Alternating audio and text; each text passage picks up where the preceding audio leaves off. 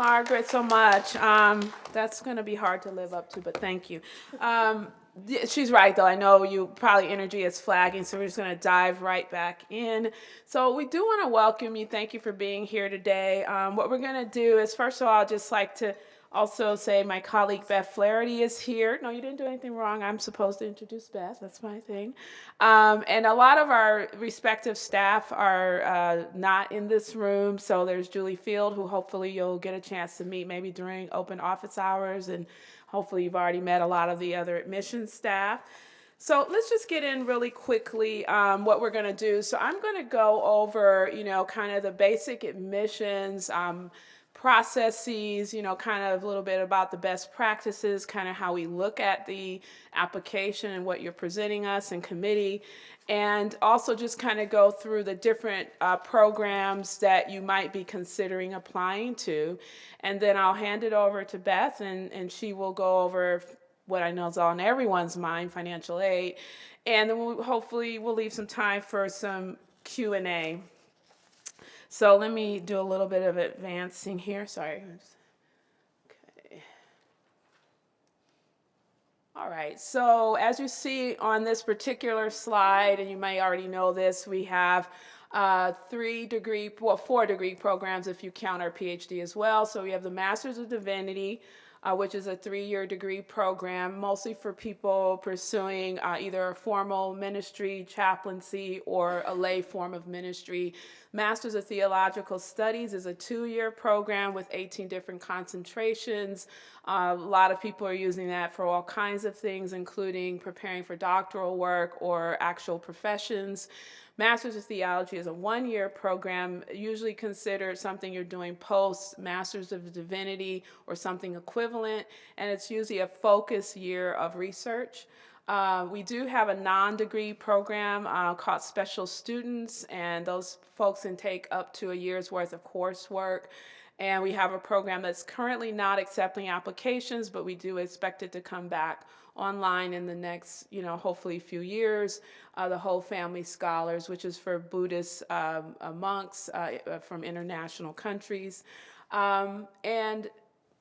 That's just about when we release our decisions. Let's talk about the deadline first before we talk about when we release the decisions.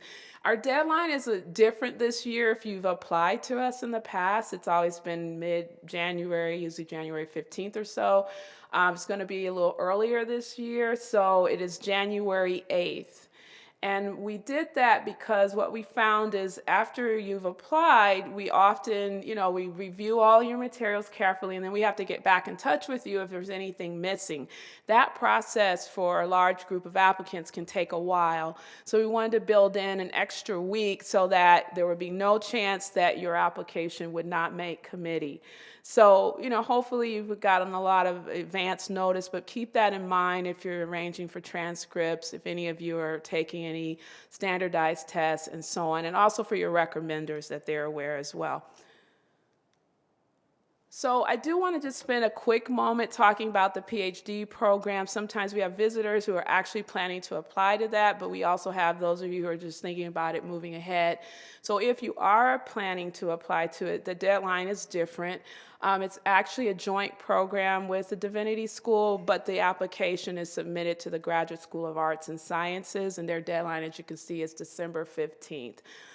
If it's something that you are planning to do and you haven't been in touch, obviously it's fast approaching, but I would really recommend going to their website or get in touch with their admissions office. You can apply to both the PhD here at Harvard and our MDiv and MTS programs. Sometimes people apply directly to the PhD, not realizing they can apply with us, and a small number, sometimes after the committee makes its decisions, may not have been selected for the PhD, but the committee feels they're strong enough to be considered for the master's program. But that's not something you can advocate for, it's just something that they do. So we do, encourage you to apply to both if that's something you're thinking about. This year, we'll talk about in a moment, the faculty made a decision that the GRE is no longer a required element of the application, and in just a moment we'll talk about that. But again, one distinction is it is still required for the PhD program. So that's something to keep in mind, both if you're applying this year and also if you're thinking about it for the future. Feel free to, we're going to leave Q&A at the end, but if there's something really pressing that I didn't cover on one of the slides, if you raise your hand, I'll try to pause briefly and answer your question. So these are the elements of the application. Just going to check my notes here so I don't have to keep looking behind me. Basically, you do have your application form, which is online. We want transcripts from all credit courses that you've taken. So even if you've taken a class study abroad and you receive credit, or you did a course at a community college or another college, maybe cross-current, we would want to see all those transcripts. You can submit unofficial transcripts, and then what we do is at the end, if you're admitted, we do require that you finally submit official transcripts. We have reduced our application fee. It's $25, but if that is a burden because you have a lot of other things going on, we still do accept application fee waiver requests. We require a resume or curriculum vitae, CV, and we have a statement of purpose, 1,000 words, and we can talk a little bit about that, or I'm happy to answer questions about that. And this is a new requirement this year. This year we've introduced an academic writing sample, and we've been getting questions about that. So we will go over what that can look like. And that's not a very long sample, but at least should be 1,000 to 1,500 words, roughly speaking. And that would be for all the degree programs at Harvard Divinity School. You do need to submit 3 letters of recommendation, and all of these elements I'm talking about we'll get into a little bit in just a moment. If you are an international student and did not take your baccalaureate at an English-only school, and it doesn't have to be in the U.S., but that your curriculum was taught in English, if you don't meet that requirement, you would then need to take the TOEFL or the IELTS. Even if you don't submit the GRE, you still have to do that. So basically, HDS looks at your application in a holistic manner. That's very important because people get hung up on individual elements. So one of the things you want to think about is we don't interview you. Some schools, and especially in the past, admissions offices maybe had the wherewithal to interview students. So think about your application as your introduction to the admissions committee. Obviously, you've decided to apply to a particular degree program, so one of the things you're thinking about is why. So it's great that you all are here today, that you're meeting faculty and denominational counselors and so on, and alumni and fellow students. By the time you write that statement, that should be integrated into why this and why now. And you also want to tell us about yourself. You can certainly talk a little bit about your background, but you want to have it relate also to what you're presently doing. You don't have a lot of words. You have 1,000 words, so you really have to accomplish a lot there. So that's one element of your application that's important. Think about the resume and the CV as a complement to that statement, because you can't load that statement up with everything you've ever done, but you can get a lot accomplished on your CV and your resume. And believe it or not, we read all these materials. So if someone reads your statement, which we do, it might raise questions if we're curious about, oh, you mentioned this. We might go and look at the resume to get more information or learn other things that you've done. Now let's talk a little bit about the academic writing sample. This is a new element, as I mentioned. This can be an excerpt from a research paper you've done for a course. It could be something that's written brand new that you decided to write, and it should be related to what you're hoping to study here. It doesn't have to be nose on, like I'm interested in ministry, so this is about ministry. But it wouldn't be about a subject that's not related. So broadly speaking, it should be related to what you want to study. It can also be if you've been out of school for a while and you've been in a profession, it can be an excerpt or in its entirety a professional writing, maybe a grant you wrote or research for your job that you did. So if you have any questions about that, our office is available after today. We're also available today at 4 o'clock, and we're always happy to talk through with you about that. I want to talk to you just a little bit about the other elements. So the letters of recommendation. Generally speaking, particularly if you haven't been out of school a long time, and I'll talk about if you have, you should think about 2 of those letters being from faculty. And it doesn't have to be from your area of study, but it should be from someone that knows you well and hopefully knows you even beyond the class is always great, at least one of those faculty letters, because you're bringing your whole self to this experience. And although I've heard a lot of people say it's very intimidating to think about applying to Harvard, don't discount yourself and don't discount some valuable experiences. So when you're talking to faculty that might be giving you those 2 or 3 letters, be really generous about why you really want to do this. It's not about narrowing the field and trying to impress us along a very narrow, defined area. It's about the whole person. So if you were involved on your campus and you have some social commitments, maybe some social justice commitments, if you are a mid-career person, you've been out in the field, your business or your vocation might be a jumping point to why you're doing what you're doing now, even if you won't be going back to that profession. Speaking of which, if you are already working out, you've been out of school for quite a while and you don't feel like you can get a letter of recommendation from a faculty member, if you're going to ask for a professional letter, just think about it, though, that the person is still addressing how you might do in this context. What kind of relatable skills would you bring to what it is you said you would like to do?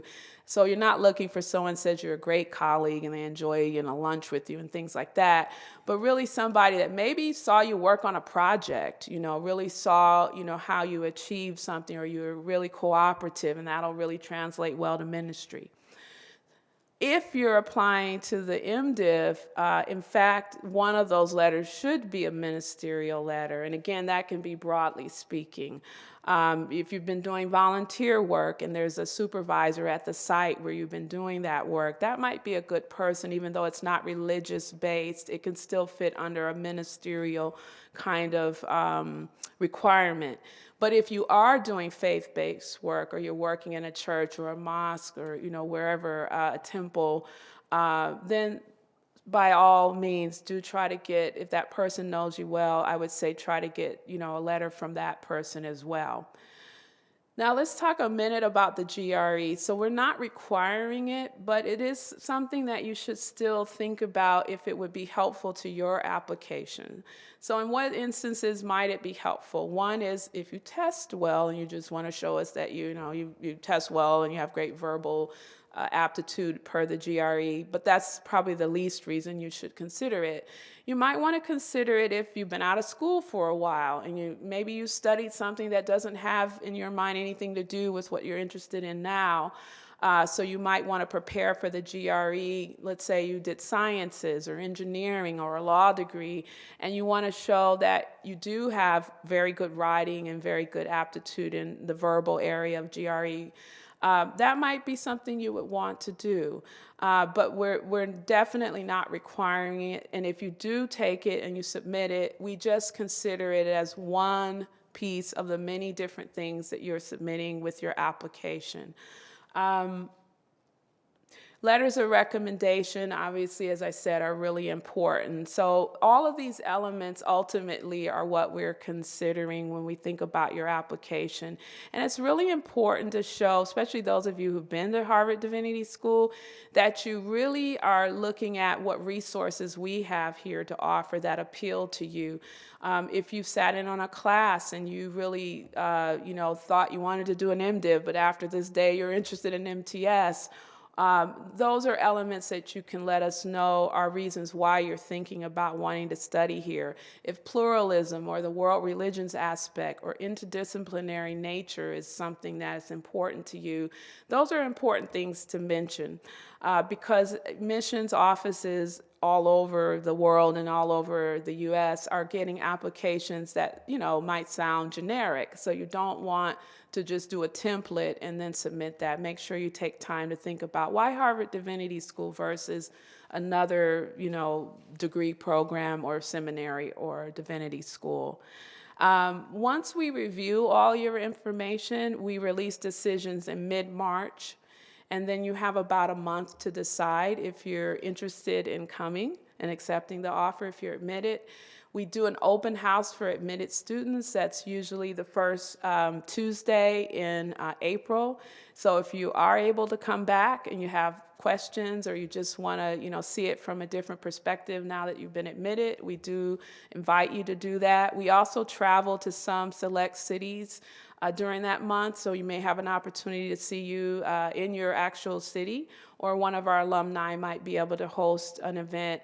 But even if we can't see you in your city and you can't come here, we make ourselves available, and we also will put you in touch with faculty and with students because we know these are really important decisions.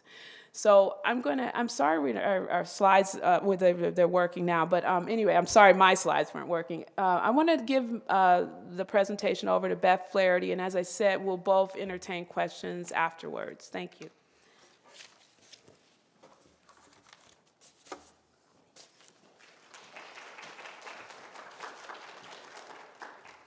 Good afternoon, everybody. Again, excuse me, I'm Beth Flaherty. I'm the Director of Financial Aid. My colleague Julie Field is not here. She's back at our office at 60 Oxford Street. We're going to have open office hours from 4 to 5. So Julie is already back there for anyone that wants to get back there, and I'll scoot over as soon as we're done here.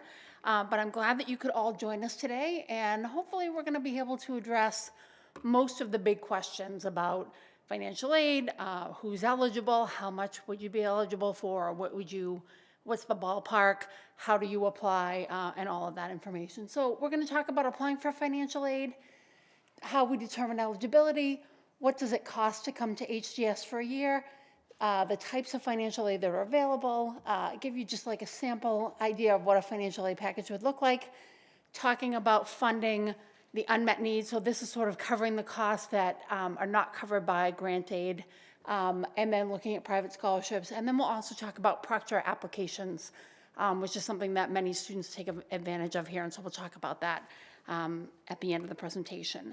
So we're going to start off by talking about the types of aid that HGS offers.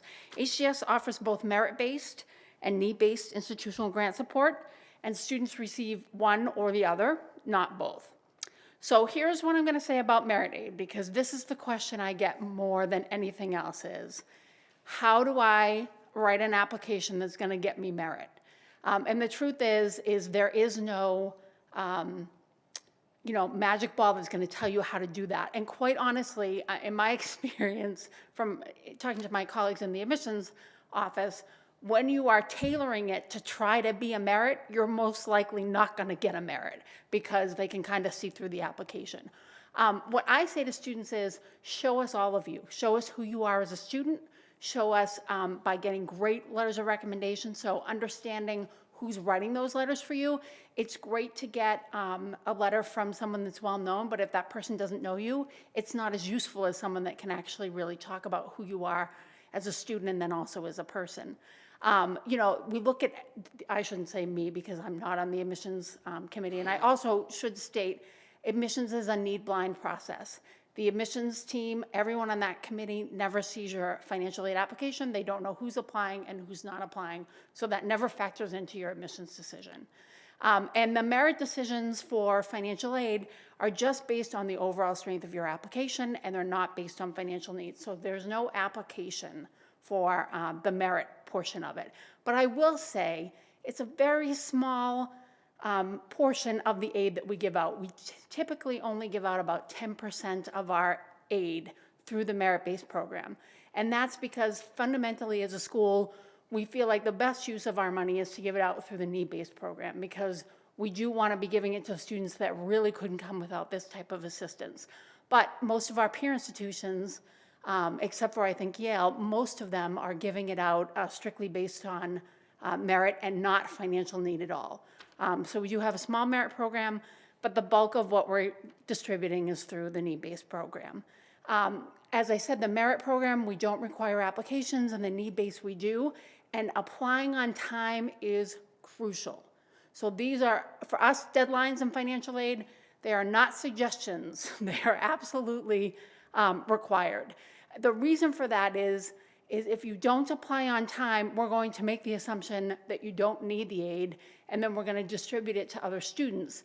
And then by the time you decide that you get a letter from us stating that you've been accepted, and you decide, oh, I probably should apply for an aid now, at that point, we've already gone out with all of our offers. And oftentimes we don't have money to go back and distribute, because we do offer more financial aid than we actually have to give out, because we know that a certain portion of students admitted will choose other institutions. So when a student turns down our offer, it doesn't create more money for us to go back and redistribute. We just hope it'll get us back to kind of what we had to spend to begin with. Merit, I should also say, merit and need-based is open to both MTS and MDiv students. We don't offer grant aid in the THM program. We offer institutional grant support to both for both international and domestic students, and we'll talk a little bit about what the application requires in a minute. But again, the deadlines are super critical for us, so it's important that you make sure that you hit those. So for need-based domestic students, so these are students that are U.S. citizens or eligible non-citizens. Eligible non-citizens generally means students that have permanent residency. The deadline is February 14th, 2020. We don't have like a 5 o'clock cutoff. We're going to give you till midnight, but don't start your application at 11 o'clock on the 20th, because if you have a problem with the online application, we're only going to be here till 5. So if you decide at 11 you're going to start, and for whatever reason you can't submit your application, you don't want that to be the first time you logged into the system. So just because I'm sort of hope for the best but prepare for the worst, you should make sure that you're starting this process a little bit earlier, just to make sure that you can log into the system, that you don't have any issues with your credentials, because sometimes a password doesn't work and we can easily reset it, but I'm not going to be doing that at 11 o'clock on the deadline night, so just be prepared. And again, so for the domestic students, there's 2 applications that you're filling out. The first is the HDS institutional application, and that's something that will be available online. Those applications generally go live in the middle of January. So after you submit your admissions application, we'll feed in information from the admission system, and then we'll start sending out application materials to all students who have submitted applications. One thing I just want to mention is, because we're bringing in your information from the actual admissions application, it's super important that you actually know your date of birth and your social security number, and that you spell your name correctly. Because what happens is, if you fill out a FAFSA, which is the second part of the application, so that's the free application for student aid, we're matching that up. And if that information doesn't match with your social security number and your date of birth, it doesn't feed into our system. So you might have done a FAFSA, but we won't receive it, or we won't bring it into our system because we don't know it's the same person.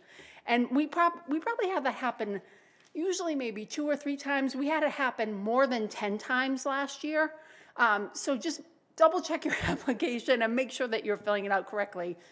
Because what happens is you don't want to panic when we start sending you emails saying, we don't have certain information that you're sure.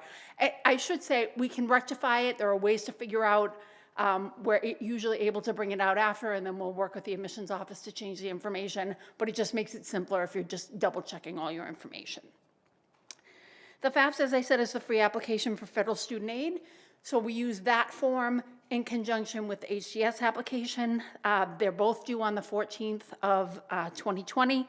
The FAFSA you can start filling out anytime after October 1st of this year, but our computer system actually isn't able to start taking that in until usually late December, early January. But you can go ahead and fill it out at any time. When you're filling out the FAFSA, you're using your 2018 taxes. So it's 2 years prior. It's not the tax form that you're going to complete in 2019. And also, students who are in default for a previous Title IV loan are eligible for both federal and institutional aid. So if you are in default of a federal loan and you're working on it, it would be a good idea to just kind of call us or send us an email, and let's have a conversation about when we think that might be cleared up so that we're aware of what's happening. In general, I would also say, if you're worried about things, if there are things that are concerning you, don't not say something to us. I always say to students say, I don't want to ask you that because it might be stupid. Well, if it is stupid, I'm not going to tell you. So just ask it anyway. And chances are it's really not a stupid question. It's just a question that you're not familiar with. But I think the worst mistake students make is they don't ask us questions and they make assumptions, and then they find themselves sort of behind the ball. So make sure if you're concerned about something, shoot us an email or give us a call. So another important thing about the FAFSA is that you want to make sure that when you're filling it out, you're choosing the drop-down for Harvard Divinity School. And our school code is E00210. And this is incredibly important because if you choose the generic Harvard code, that FAFSA is going to FAFSA jail. I'll never see it. It goes to the college and they get like 30 to 40,000 FAFSAs, and they have no way of knowing that you actually intend to apply at HDS. So you want to make sure that you choose our school code so that we get that information. And on occasion, like I said, we're going to send you the emails about applying for financial aid, but sometimes they do go to your spam folders, so please check those regularly. If you don't hear anything from us, if you know you submitted an application for admissions and you don't hear from us by the 31st of January, send us an email or give us a call and we'll resend the information because you certainly should have it by that point. Okay. And then for the need-based aid for international students, you're not doing the FAFSA because you're not eligible to fill that out because you're not a U.S. citizen or eligible non-citizen, but you're doing the HDS institutional application, and again, the deadline is February 14th, 2020. For those of you that might be interested in the THM program, again, that's our one-year master's. That's the one program that we don't offer institutional grant support for, the one master's program. We do, if you are a U.S. citizen or eligible non-citizen, you can borrow student loans, and you may or may not have eligibility for work study, but we don't offer grant support for that particular program. So we're just going to talk briefly about how we're figuring out our institutional aid. And so our institutional aid is based on demonstrated, if in the need-based program, it's based on demonstrated financial aid. So what we do is we take the cost of attendance. This is the 1920 rates. And please don't panic, that is not just tuition. That's tuition and fees and living and personal expenses, books. That's kind of the estimate of everything for 9 months. That's not our tuition. And later on, I'll break it down individually for you. Then we subtract out your EFC, which is your estimated family contribution. So we're taking that from the information that you're filling out on the FAFSA, and we're also looking at all the information you supplied on the institutional application, and we're coming up with that number. And then we subtract EFC from the cost of attendance, and that's how we determine what your need is. Also keep in mind that we can't meet 100% of students' needs, so even if your need was $58,850, we don't have a grant program that's going to give you $58,850 in grant. So we have 3 tiers of need-based grant support. So our minimum, for those that are qualifying for need-based aid, our minimum grant is 75% of tuition, which we think is pretty generous. It used to be 50%. Last year, we were able to change the policy and increase it to 75%. So we're really pleased that we've been able to do that. And I think we've had good response from students about it. We also offer full tuition grants. And last year was the first year we could offer in the need-based program full tuition with a small stipend, $8,000 for our very highest need students. I'll be honest and say we give out less of those and less of the full tuition and more of the 75%, but we definitely do give out a fair amount of all 3 of those tiers. Historically, approximately 90% of our students are getting some sort of institutional grant support. So not everybody, but the large majority. It's not always 90%. Some years it's 85%. Some years it's 91%. But I think 90 in general is pretty fair. For those that are selected for the merit-based awards, merit-based components include a full tuition grant and a modest stipend to help with living expenses. Those stipends are either $8,000 or $10,000, depending upon the particular merit award you've been selected for. Merits are decided by the admissions committee, again, based on the strength of the overall application. We don't go back and review. So there's no second consideration. We don't look for merit in your second and or third years. If you were not offered it when you were admitted, then you're not going to receive a merit. We also say, hope for the merit, plan for the need-based. So let us decide if you're eligible or not. I often have students every year who say, I either didn't think I would get accepted and didn't think I should go through the trouble of applying for aid, or I thought that I had some assets, so I thought that would keep me out of it. Let us tell you if you're eligible. Don't keep yourself out of contention. The worst that we can do is come back to you and say, we reviewed the information, unfortunately, you're not eligible, and we'll explain how we came to that conclusion. But don't make the assumption that you won't be eligible. Unless you know for something, like if you know you have a default or something like that, then let's have a conversation about that. But don't count yourself out of it, and don't wait until the last minute. So here is what our budget for 1920 looks like. Now, this is kind of where people start to get nervous, because you look at the whole cost and you think that's a lot of money for 1 year. But I want you to be cautious about the fact that that's an estimate for the 1920 year, and that's based on things that we know for sure. Like, we know for sure what the tuition, the health service fees are, and the activity fees are. But the food, the housing, the books, the miscellaneous, that's all variable expenses. Some students are going to spend much more than that, and some students are going to spend less than that. So that will also help you to try to figure out, like, how can I look for a good housing deal? Do I know how much it's going to cost to live in this area? And I think this is a great time for you to really do your homework and do some research. Not just about HCS, but any school that you're potentially planning to apply to. You got to know what it costs to live in those particular cities to make sure that this is going to be feasible for you. Some of you will come from places where you can rent a whole house for $600 a month, and here you won't even get a closet.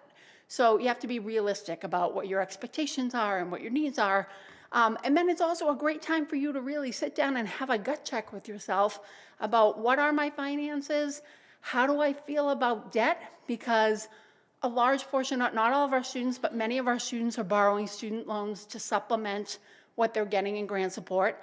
And so you have to think about, what does this mean? If I'm borrowing this year, I'm probably going to borrow similar amounts for the second and third year. So I have to think about this as a whole picture. What will this degree cost me? How much do I already have in undergraduate debt or previous master's debt? And then I think the most important question you'll ever ask yourself is, how do I feel about debt? And how much feels like too much debt? And for some students, I had one student, the student that had the most anxiety about loan debt that I've ever seen in my over 20 years in financial aid, had $5,000 in debt. And at that time, we had subsidized loans for grad students, so it was subsidized. So at the time, he was really freaked out about it. He wasn't even accruing any interest. I have students that have borrowed $100,000 and have no anxiety, which I don't recommend that either. But it really comes down to how you feel about it. And for him, $5,000 felt monumental. And I have other students, I have one doctoral student that referred to his debt as the mansion in Connecticut he would never live in. And that was okay with him. But I think most people lie somewhere in the middle.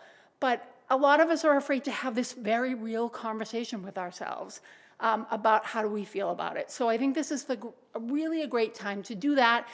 If you're not someone that knows how to budget, if you've never really looked at your finances before, this would be a great time to spend time doing that. Because I think one of the major mistakes that students make is they avoid things about money because the feeling is, well, I don't have any, so there's nothing to manage, so I'll just not think about it. But the truth is it's all underlying, and at some point it's going to rear its ugly head. So you should be in charge of when that head rears instead of having it just show up uninvited. So again, these are estimates for living expenses. They're 9 months. That's based on the academic year because we don't officially enroll over the summer.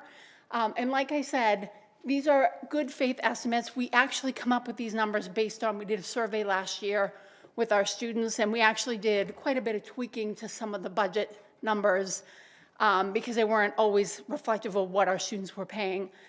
So we think that this is pretty accurate for what most students are paying. The other thing that I will say is that not every school is upfront about their cost of attendance, and I don't want to insinuate for a second that people are misleading you or not telling you, but I know that sometimes they're not going to put it on a slide in a presentation like we do. They're going to have you go look at their website, and then some places it's really hard to figure out what is the total cost of attendance because some information is on this page and some is on another, and it's hard to get it all together. We feel like the best thing we can do for you is be upfront about what the costs are, and then you as adults will make the decision that's best for you, and we're certainly here to help and to support you, to give you advice and provide information, but it's not our job to talk you in or out of coming, but we also want to make sure that you have good information about what you should expect. So the types of aid, we've talked a lot about the Harvard grants, the institutional grant support that we offer. We also participate in the federal unsubsidized Stafford loan program. Unfortunately, there are no subsidized student loans for graduate students any longer.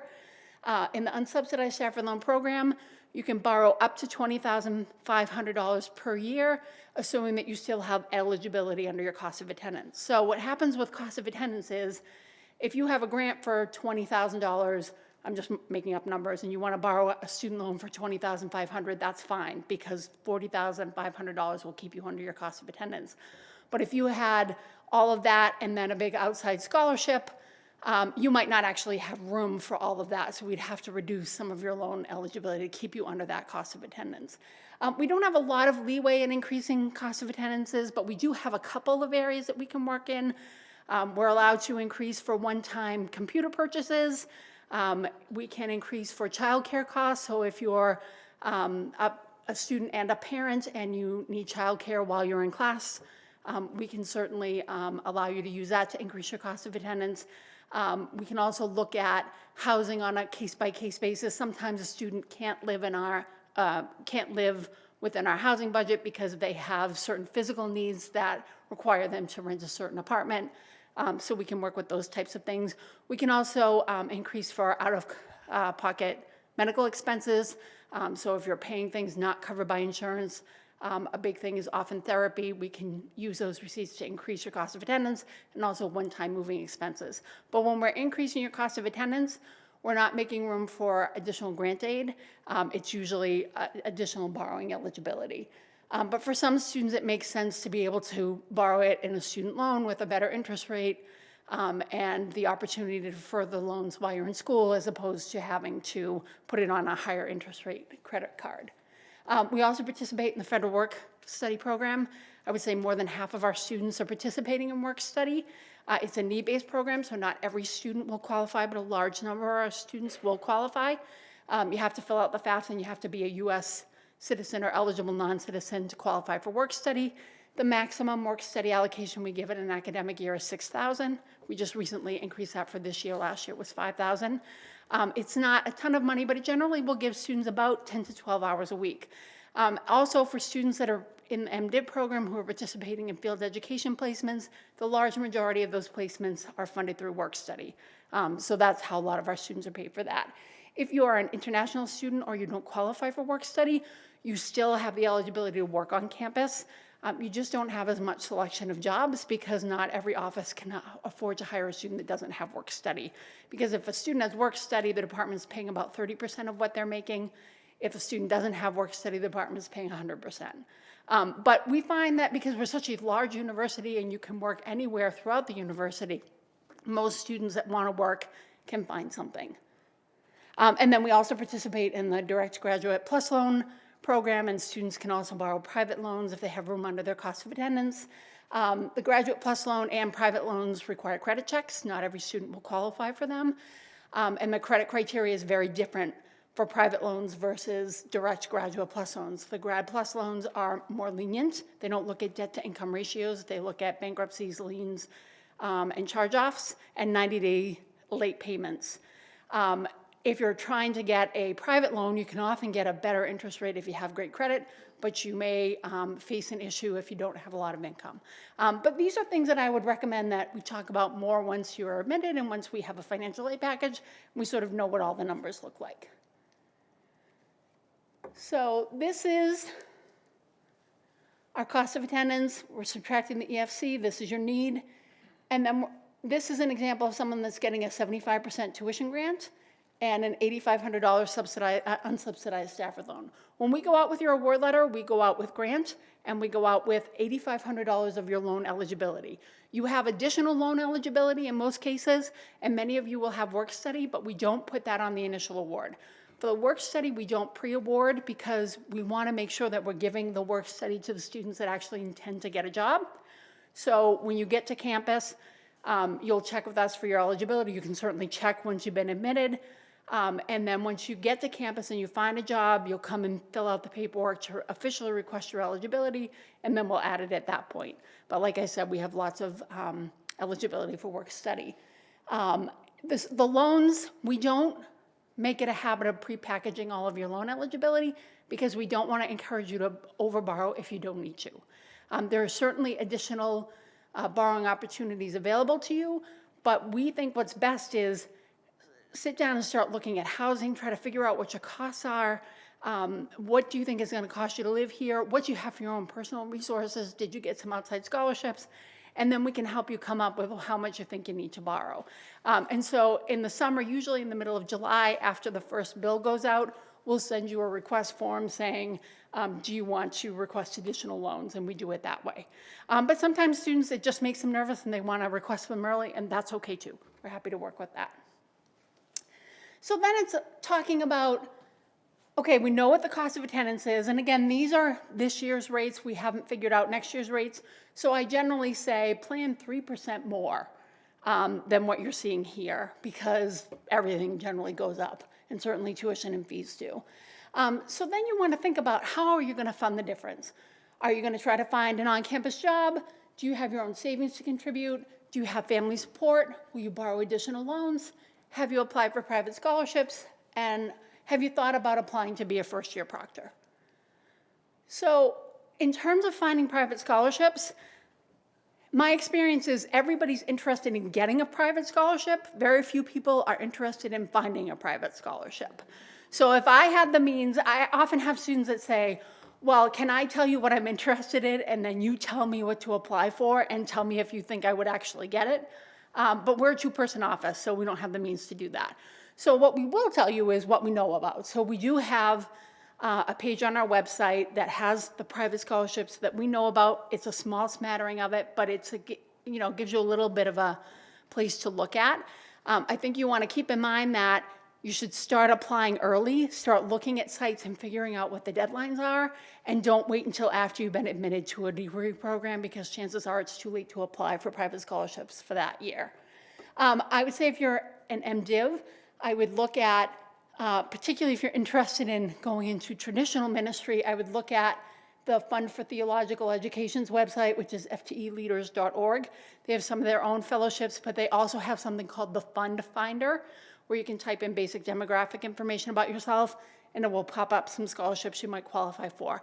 I will also say most of these are tradition-based, so if you don't belong to a mainstream tradition, it may not be quite as helpful, but it's certainly a place to look. I would also reach out to any community organizations, your alma mater, any social organizations that you belong to find out if there are scholarship opportunities. Also talk to faculty members at your current institutions or connections that you have to find out how did they fund their programs when they went through graduate school. And if you do receive an outside scholarship, we think that's fantastic. And you should ask every school that you're applying to how they will handle an outside scholarship because it will vary wildly. At some schools, if you get a $5,000 outside scholarship, they'll do a $5,000 reduction of your institutional grant. At here, we don't do that. We will use it first towards your unmet need. If we have to keep you within need or under your cost of attendance. If we have to start reducing things, we'll reduce loans first and then work steady if we have to. There are rare occasions when someone comes in, they get say for example, a merit scholarship from us, and then a great big outside scholarship. There might be an occasion where the two combined exceed the cost of attendance, and so we would have to reduce our scholarship a little bit to keep you under the cost. But before we would ever do that, we would always have a conversation with the student. So keep that in mind. And then this is just what the page looks like on our outside funding. Again, anything that we know about, we put there, but keep in mind that a lot of this is going to fall on you individually, and so you're going to want to do some work. What we also like is if you find a scholarship or you had a scholarship, tell us about it, because we'd love to add more to the website. And when students come up with scholarships, if they get a scholarship for something that we've never seen before, we do add it to our website. And then I just want to talk very briefly about the first year Proctor application process. So many of you may have had the experience of being a resident assistant or a resident advisor as an undergraduate. The Harvard first year dean's office hires students to here they're not called resident assistants, they're called resident proctors, but they serve and they live in the first year dormitories, which are mostly in Harvard Yard, and they are always looking for really great students to apply for those. They have a deadline, a priority deadline of January 3rd of 2020. The application will be available sometime in December, and you should keep on top of that. You can also send an email to them if you want to be advised of when the application is available. The eligibility requirements, you have to have a bachelor's degree or equivalent, enrollment as a degree candidate in Harvard in a graduate program. You can apply even though you don't know if you've been admitted yet, because they'll wait to let you know once they found out if you've been accepted, but don't wait and say I'll apply after, because you'll miss the deadline. They prefer for students who are going to be here for 2 or more years. We have a number of, it's not a requirement, but it's a preference. And we have a number of students that have done this, sometimes not in the first year, but a number of MDivs have applied in their second or third year. And what's great about this program is it's super competitive, so you should not expect that this is how you're going to fund your housing. But if you are accepted, you get room and board. So that really helps tremendously. So it's something, if you feel like you have those types of skills, if you have that experience, if you feel like you can show evidence of competency, sensitivity, maturity, and judgment in dealing with peers, professional colleagues, and younger men and women, this would be a great thing to think about. And again, maybe it's not going to work out for you for this year, but certainly think about it for the next year. Again, I just want to say our open office hours are from 4 to 5 over at 60 Oxford Street. My colleague Julie Field is already over there, and I will shoot over as soon as we're done. And again, if you have questions, we are here to help.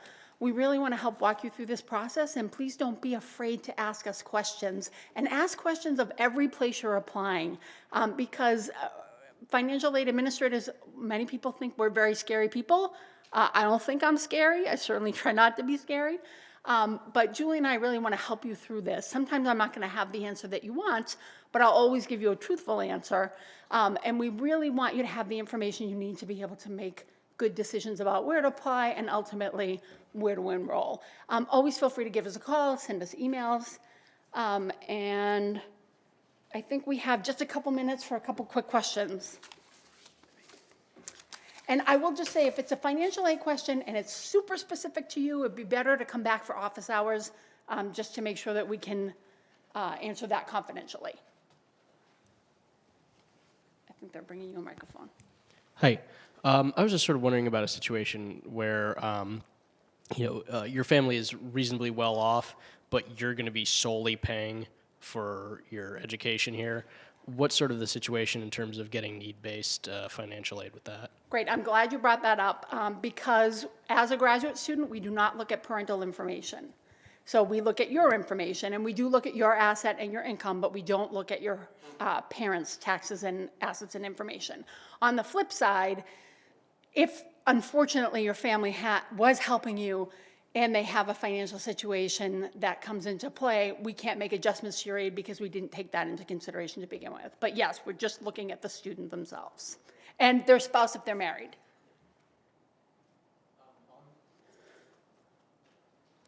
That's better. Okay, so on the application form itself, there's a place to list all the other schools and programs you're applying to, and then it's an admissions question. Okay. Yeah, Oh, I'm okay, yeah, sorry. that's Okay, helpful. sorry. We have to speak into a And microphone. then so like Sorry, excuse there's me, to like list all the other programs and schools you're applying to in this Right. cycle. So like, what purpose does that serve for the admissions committee when they review that information?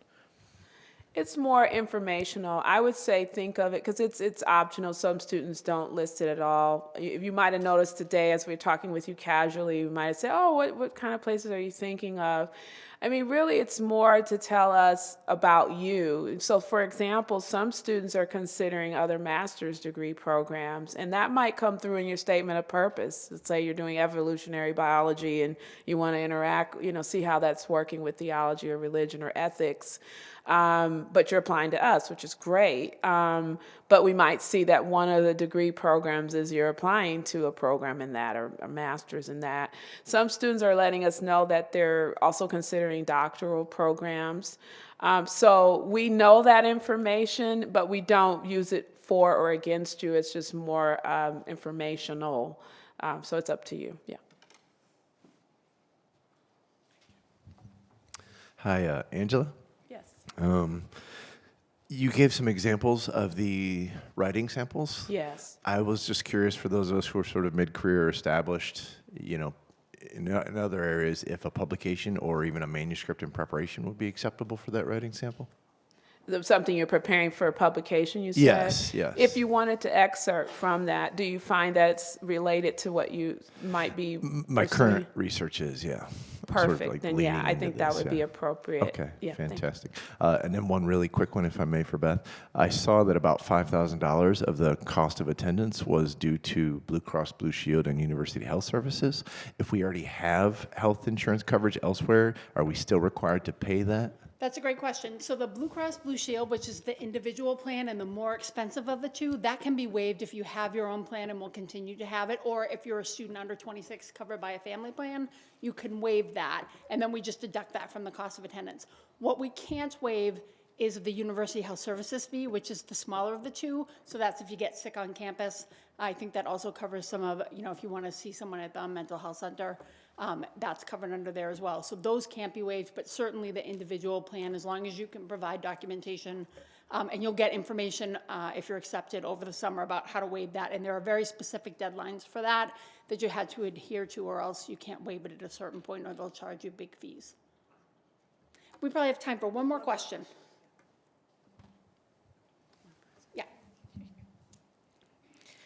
Hi, I'm a prospective MDiv, and I'm interested in pursuing ordination. Is there anywhere on the application to submit an excerpt of preaching that I have done as a lay minister?